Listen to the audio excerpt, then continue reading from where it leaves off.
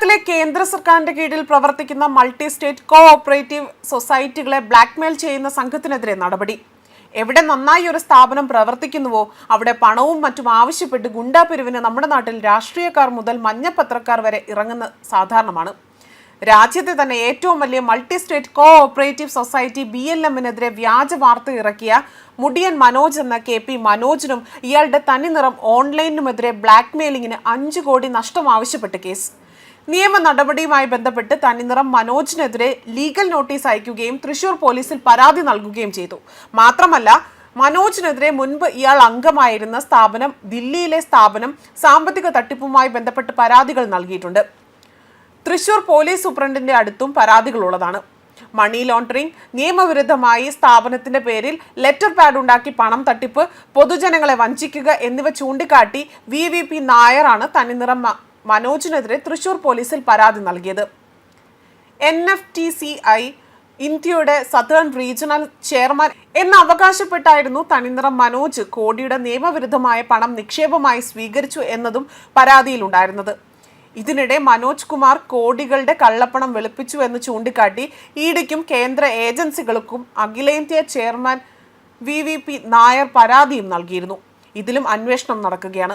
മനോജിന്റെ സാമ്പത്തിക ഇടപാടുകൾ അന്വേഷണ വിധേയമാകണമെന്നാവശ്യപ്പെട്ട് സുപ്രീം കോടതിയിലും ഹർജി നൽകിയിരുന്നു. ഇപ്പോൾ ഇതേ മനോജ് തന്നെയാണ് നല്ല നിലയിൽ പ്രവർത്തിക്കുന്നതും 26,000 കോടിയുടെ ആസ്തിയും ലക്ഷക്കണക്കിന് ജീവനക്കാരും ഇടപാടുകാരുമുള്ള BLM-നെതിരെ വ്യാജ വാർത്ത ഇറക്കിയത്. തനിനിറം എന്ന പേരിൽ ഓൺലൈൻ വഴി പ്രചരണം നടത്തി എന്നതാണ് പരാതിയിലുള്ളത്. എന്തായാലും ഇത്തരം പരാതിയിൽ കർശന നടപടി ഉണ്ടാകുമെന്ന് പ്രതീക്ഷിക്കാം. കാരണം ധനകാര്യ സ്ഥാപനങ്ങളെക്കുറിച്ചുള്ള ഏതൊരു വാർത്തയും നിക്ഷേപകരിൽ ആശയക്കുഴപ്പവും അങ്കലാപ്പും ഉണ്ടാക്കും. അത് വ്യാജ വാർത്ത കൂടിയാകുമ്പോൾ പറയാനില്ല. വൻതോതിൽ ധനകാര്യ സ്ഥാപനങ്ങളെ ലക്ഷ്യം വെച്ചുകൊണ്ട് പണം തട്ടുന്ന ഒരു മാഫിയ തന്നെ സമൂഹ മാധ്യമങ്ങളിൽ പ്രവർത്തിക്കുന്നു. മൾട്ടി സ്റ്റേറ്റ് കോഓപ്പറേറ്റീവ് സൊസൈറ്റികൾ കേന്ദ്ര സർക്കാരിന്റെ സഹകരണ വകുപ്പിന് കീഴിലാണ് പ്രവർത്തിക്കുന്നത്. രാജ്യത്തിന്റെ വ്യാവസായിക അഭിവൃദ്ധിയും സാമ്പത്തിക വളർച്ചയ്ക്കും ടൂറിസം വികസനത്തിനും ഹോസ്പിറ്റാലിറ്റി മേഖലയിലെ വളർച്ചയ്ക്കും ജനങ്ങളുടെ നിക്ഷേപവും സഹകരണവും വ്യവസായങ്ങൾക്ക് ആവശ്യമായ ധനസഹായവും എല്ലാം ഇതിലൂടെ കേന്ദ്ര സർക്കാർ ലക്ഷ്യം വയ്ക്കുന്നു.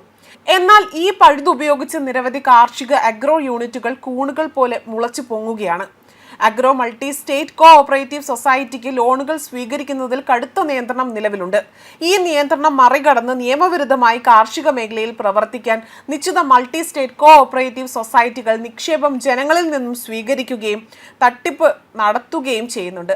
ഏതാനും ദിവസം മുൻപാണ് ഫാംഫെഡ് മൾട്ടി സ്റ്റേറ്റ് കോഓപ്പറേറ്റീവ് സൊസൈറ്റിയുടെ MDയും ചെയർമാനും അറസ്റ്റിലായത്.